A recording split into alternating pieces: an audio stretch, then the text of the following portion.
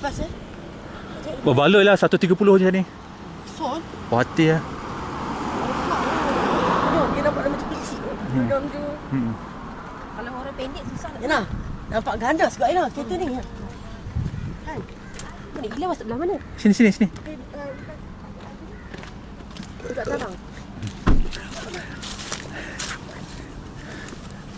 Ya, nak terpanjat. Tinggi ingat ketot. So ini is Android Auto. Oh, ada ni juga. Let's take Persia Ranutama S2/3. Jalan Haruan 1 ceremony. Ilya, adjust seat dulu. Ikut ketinggian kau. Dah boleh. Okay, adjust seat ke bawah. Okay. Itu orang pendek pun boleh lah. Nampak je kan. Pasang mirror. Masalah. Tak ada masalah. Sini belakang ni. Best.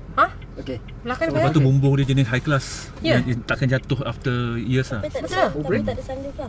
Tak ada sunroof. Tak ada sunroof is bonus tau sebenarnya. Kita tak perlu pakai sunroof pun. Panas. Panas. Turun. Nanti maintenance dia susah. Masak dia lagi dia turun. Turun. Itu je. Itu saja. Itu saja. Oh, selesa. Macam Mercedes. Ni apa benda bang? Aku tak tahu. Canggih kan seat dia. Tengok dah lagi saya takut. Okay. Aircon.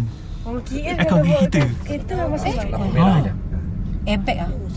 Lepas tu seat ni kat atas. Merah lah. Oh ini airbag ah. Airbag. Airbag untuk orang belakang. Ni nampak Airbag untuk orang belakang. airbag. Nampak merah tu takkan dia.